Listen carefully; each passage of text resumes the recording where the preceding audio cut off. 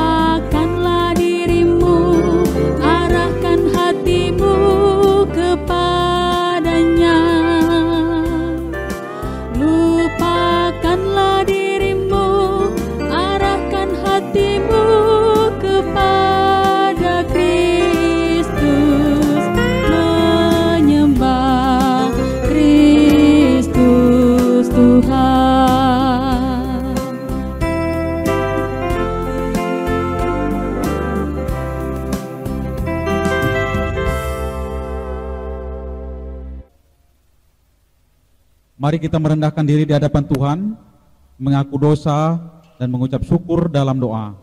Kita berdoa. Kami mengaku di hadapan-Mu ya Tuhan, bahwa kami sering berbuat dosa terhadap Engkau, terhadap sesama kami, terhadap alam dan seluruh ciptaan-Mu. Kami lupa berbelas kasihan terhadap sesama ciptaan-Mu yang ada di sekitar kami. Kami sering berlaku kurang adil, hidup untuk diri kami sendiri. Kami lalai terhadap pekerjaan dan pelayanan kami.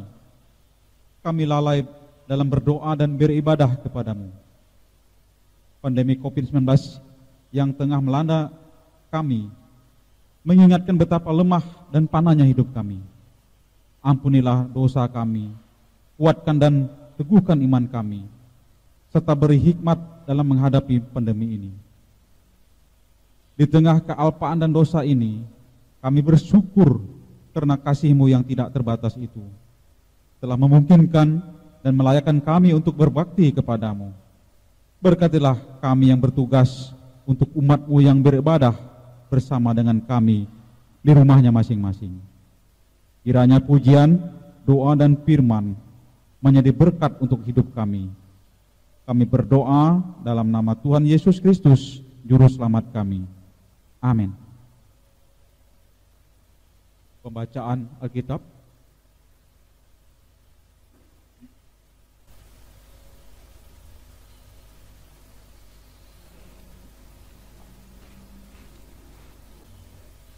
Pembacaan Alkitab terambil dari Kejadian 22 ayat 1 hingga ayat yang ke-14 dengan perikop kepercayaan Abraham diuji.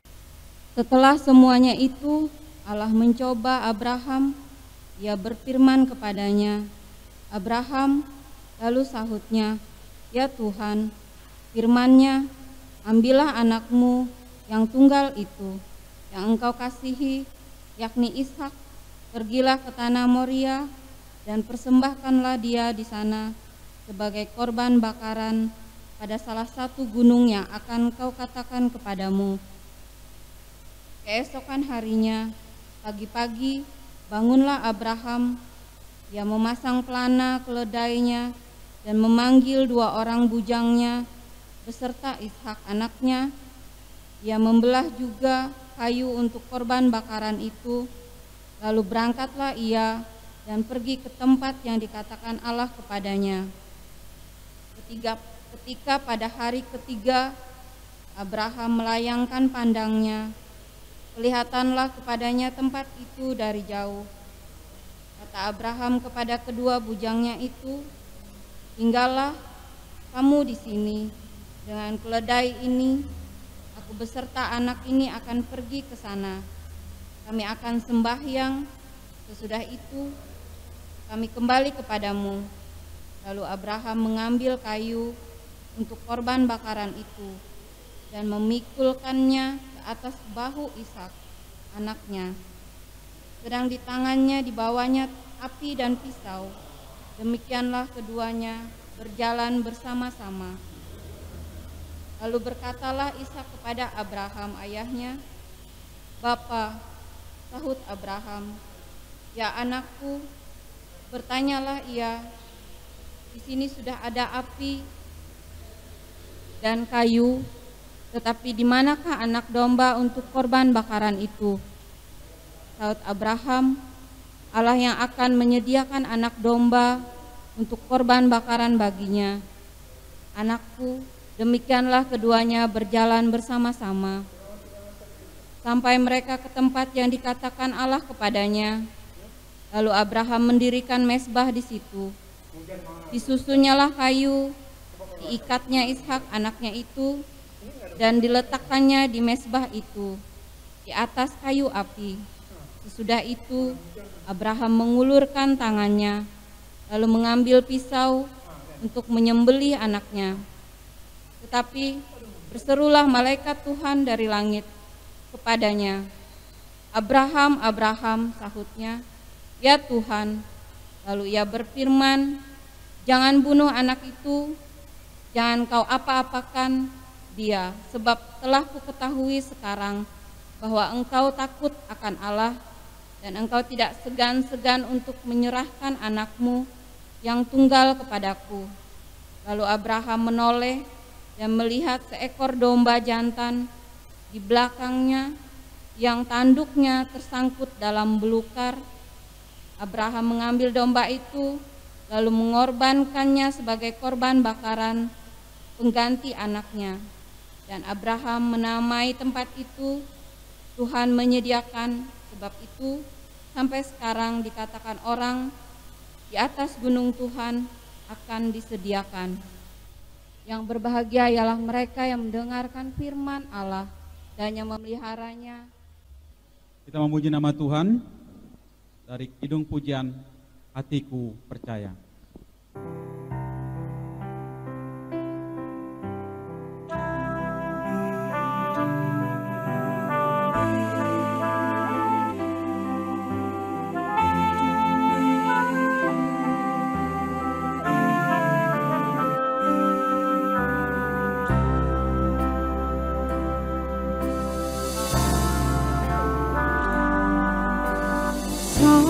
Saat ku tak melihat jalanmu, saat ku tak mengerti rencanamu, namun tetap ku pegang janjimu.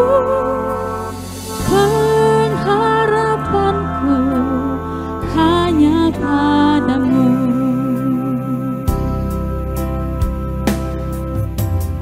Saat ku tak melihat jalanmu, saat ku tak mengerti rencanamu, namun tetap ku pegang janjimu. Pengharapanku hanya padamu. Hatiku percaya,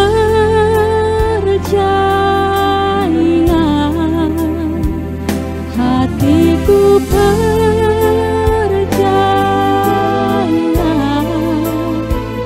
hatiku percaya,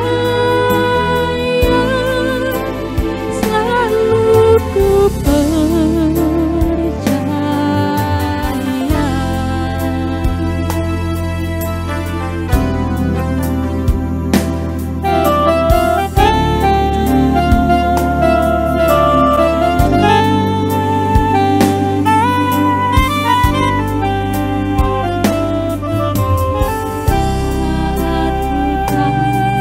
melihat jalanmu, saat ku tak mengerti rencanamu, namun tetap ku pegang janjimu. Pengharapanku hanya padamu. Hatiku percaya, hatiku percaya, hatiku percaya, selalu ku percaya.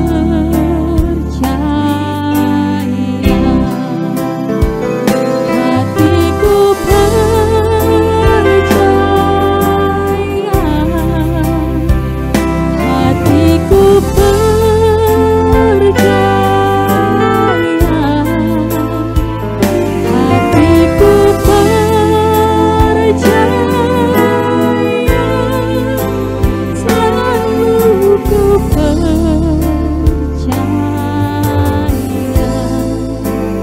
selalu ku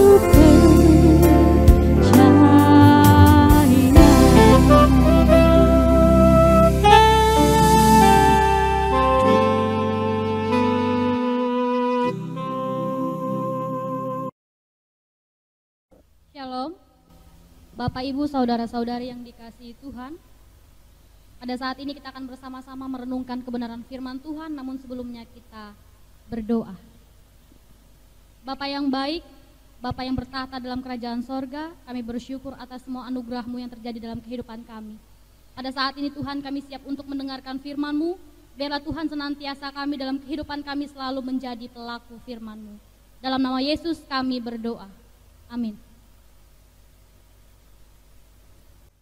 Nas yang menjadi dasar perenungan bagi kita pada pagi hari ini diambil dari Injil Matius pasal yang ke-10 ayat yang ke-40 sampai ayatnya yang ke-42. Di bawah perikop Yesus membawa pemisah bagaimana mengikuti Yesus, yang berbunyi demikian: barang siapa menyambut kamu, ia menyambut aku, dan barang siapa menyambut aku, ia menyambut dia yang mengutus aku. Barang siapa menyambut seorang nabi sebagai nabi, ia akan menerima upah nabi. Dan barang siapa menyambut seorang benar sebagai orang benar, ia akan menerima upah orang benar.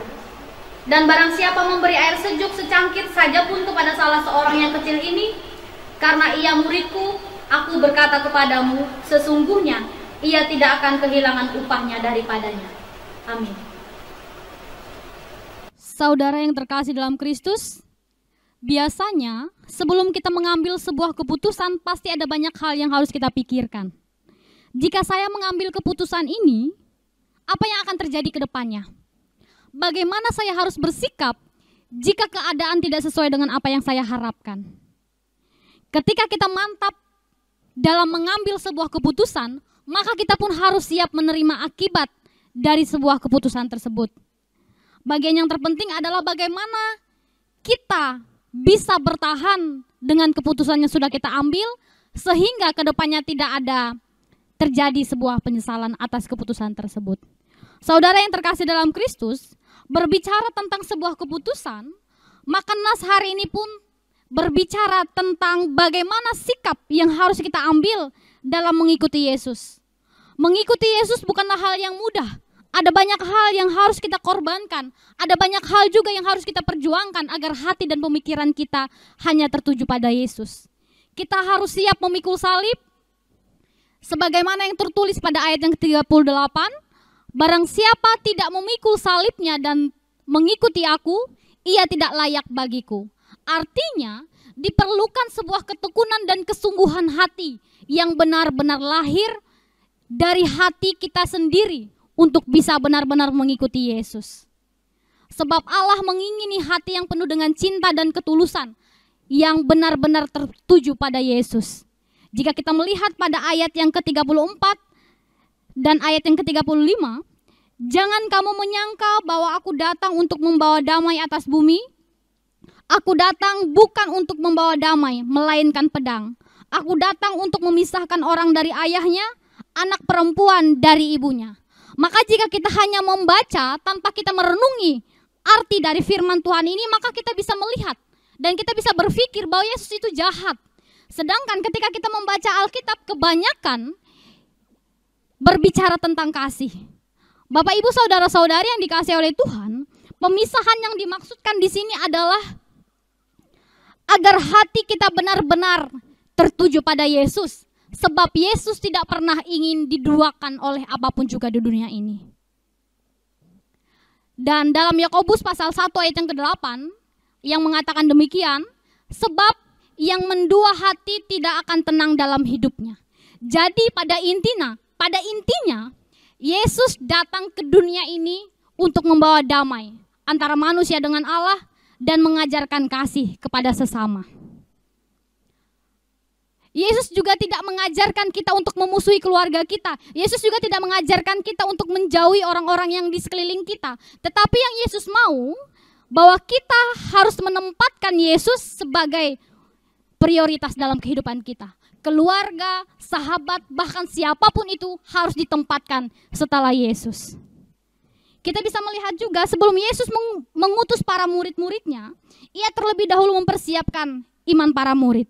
Mereka harus cerdik dan mereka juga harus memiliki keberanian untuk memberitakan Injil. Mereka harus siap untuk ditolak, mereka juga harus siap untuk teraniaya. Pada ayat yang ke-40 dikatakan bahwa barang siapa menyambut kamu, ia menyambut aku. Barang siapa menyambut aku, ia menyambut dia yang mengutus aku.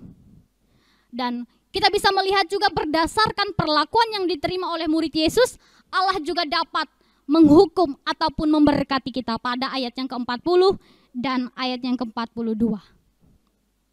Kita juga bisa bersama-sama melihat betapa istimewanya dan betapa indahnya hubungan Yesus dengan para murid. Dan betapa berharganya kehidupan orang yang benar-benar memutuskan untuk memilih Yesus dan memutuskan untuk mengikuti Yesus sepanjang kehidupannya. Dalam nas hari ini kita juga bisa belajar bersama bahwa setiap orang harus mengambil keputusan secara pribadi. Keputusan untuk percaya dan keputusan untuk mengikuti Yesus atau tidak mengikuti Yesus. Ketika kita memilih untuk mengutamakan Yesus dan mengikuti Yesus dalam kehidupan kita, maka kita juga harus siap untuk ditolak. Ditolak oleh lingkungan sekitar kita, ditolak oleh keluarga kita, bahkan ditolak oleh orang-orang yang terdekat kita sekalipun. Walaupun demikian, kita juga percaya bahwa ada bagian yang terindah yang kita dapatkan ketika kita benar-benar mengutamakan Yesus dalam kehidupan kita, yaitu berkat yang berkelimpahan. Selamat hari Minggu, Tuhan Yesus memberkati kita sekalian. Amin. Kita bersama-sama mengambil saat teduh sejenak sebelum menaikkan doa syafaat kita.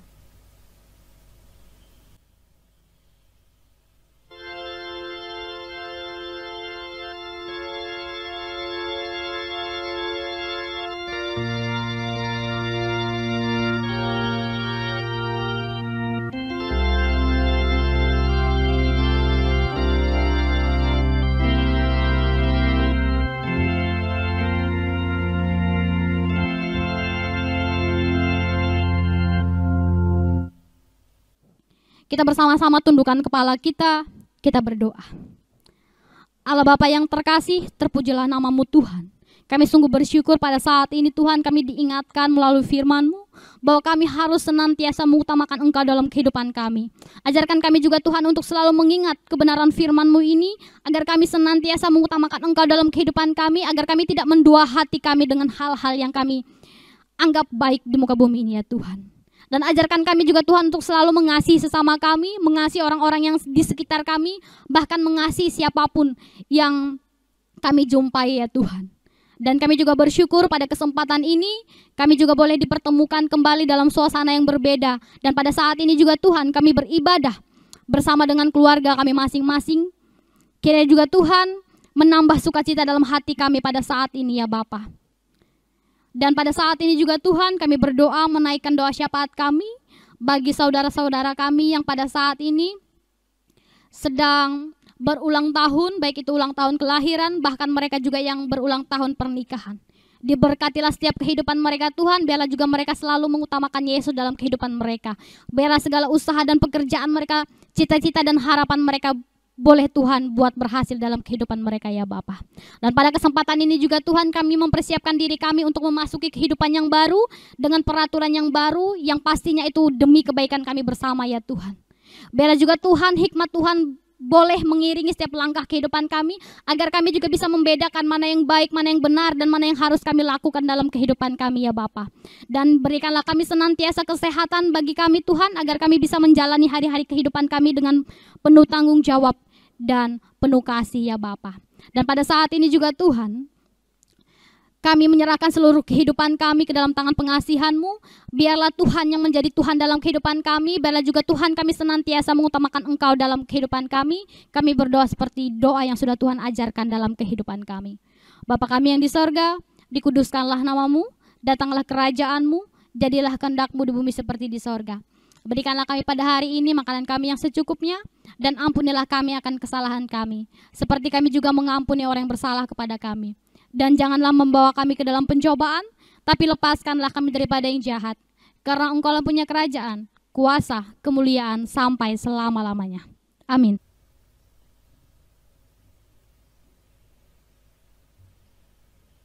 Kita akan menyerahkan persembahan syukur kita kepada Tuhan. Pengantar persembahan, dengan rela hati aku akan mempersembahkan korban kepadamu. Bersyukur sebab nama-Mu baik ya Tuhan. Aku tahu ya Allahku bahwa Engkau adalah penguji hati dan berkenan kepada keikhlasan. Maka aku pun mempersembahkan semuanya itu dengan sukarela dan tulus ikhlas. Mazmur 54 ayat 8. Sebelum kita menyerahkan persembahan kita pada Tuhan, marilah kita berdoa. Dengan sukacita dan sukarela, kami mau memberikan persembahan kami kepadamu, ya Tuhan, untuk menopang pelayanan gerejamu di tengah pandemi COVID-19 ini, supaya gerejamu tetap teguh mengabarkan berita Injil-Mu kepada dunia ini, terutama meneguhkan dan menguatkan iman kami umat-Mu. Berkatilah kami yang akan memberikan persembahan ini agar selalu hidup dalam kelimpahan-Mu. Amin. Sementara persembahan diedarkan, kita iringi dengan memuji nama Tuhan dari NKB nomor 197, bait pertama dan seterusnya, besarlah untungku.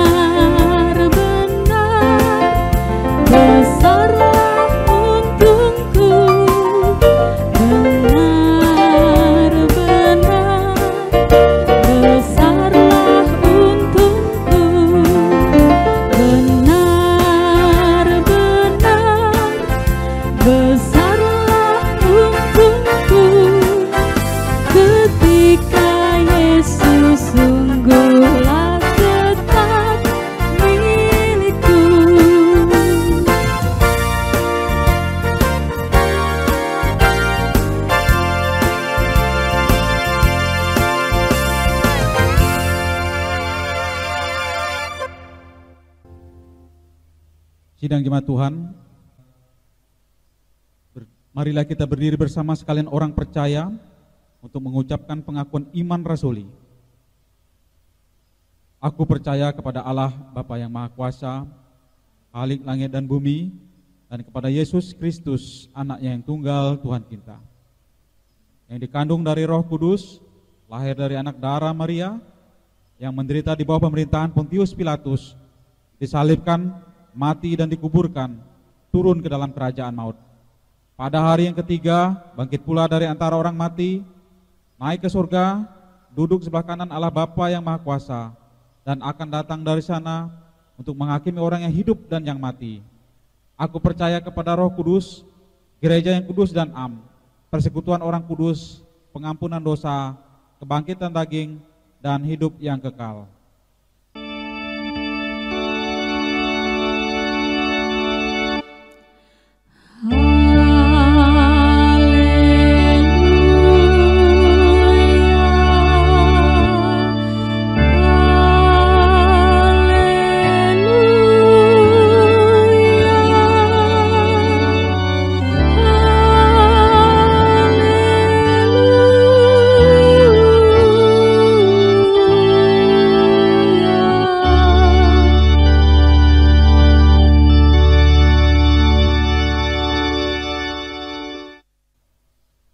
Pulanglah dengan sejahtera dan terimalah berkat Tuhan.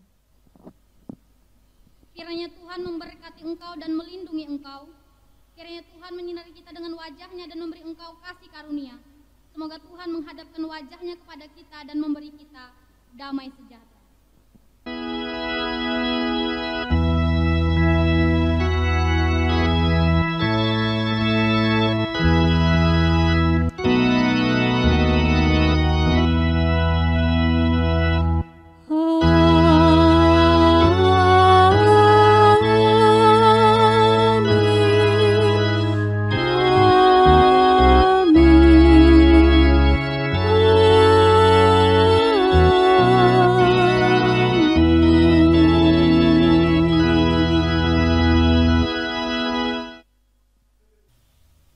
Bapak, Ibu, saudara-saudari, ibadah online telah selesai. Biarlah segala pujian, hormat, dan syukur hanya bagi kemuliaan nama Tuhan.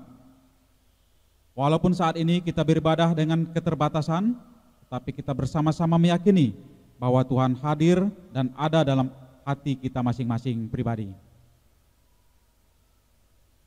Selamat hari Minggu dan selamat menikmati kebersamaan dengan keluarga. Tuhan Yesus memberkati kita sekalian. Amin.